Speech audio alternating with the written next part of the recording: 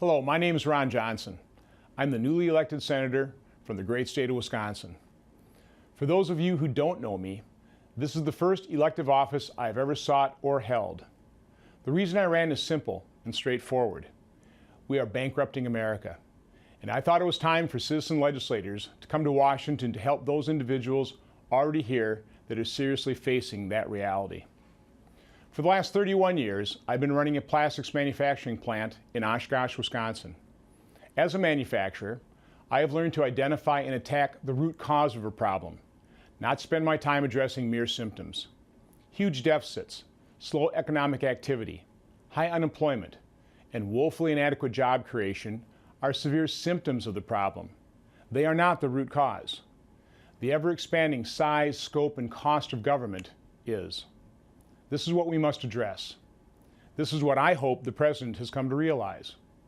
I hope the President and his allies in Congress accept a simple truth. Big government is blocking job creation, not helping it. The sooner Washington ends its dependence on more spending, the sooner our economy will see real growth. I bring the perspective of someone who's been creating jobs, meeting a payroll, balancing a budget, and living under the rules, regulations, and taxes that politicians here in Washington impose on the rest of us.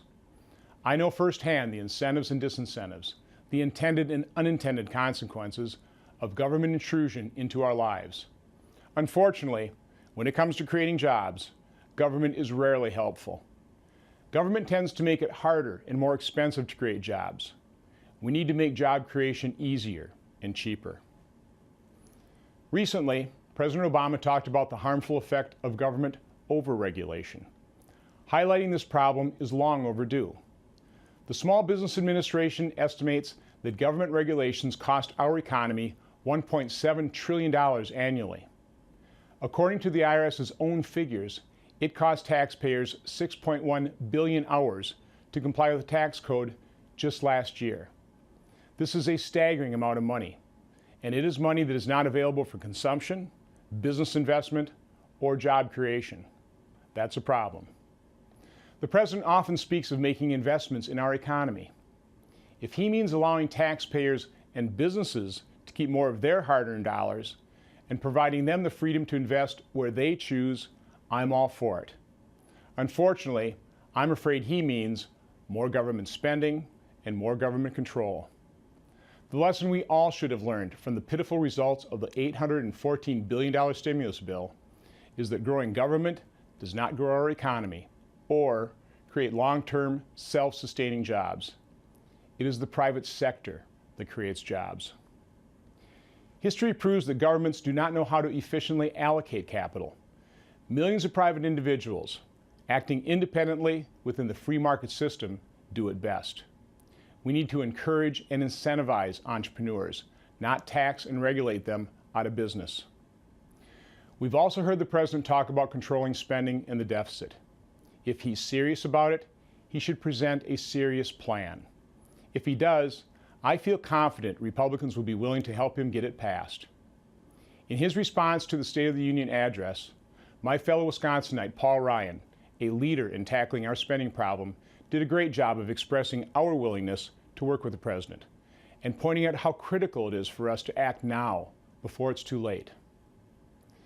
The issues of spending, deficits, and the debt will be central in the upcoming debate over the 2011 spending bill and the need to raise the debt ceiling. This will be the moment of truth when talk and rhetoric must be turned into action and tangible results. Real reductions must be part of the solution. As a business person, I'm used to getting things done. I came here to accomplish something, to help solve the very serious problems facing our nation. I also came to Washington with a deep reverence for the genius of our founding fathers, what they passed on to us, and what they hoped we would preserve. Their fight for freedom, their belief in the power of the free market system, and their vision of a limited government is what has made America the greatest nation in the history of mankind. It is our honor and our duty to be worthy stewards of this legacy. It is our turn to act responsibly. Thank you.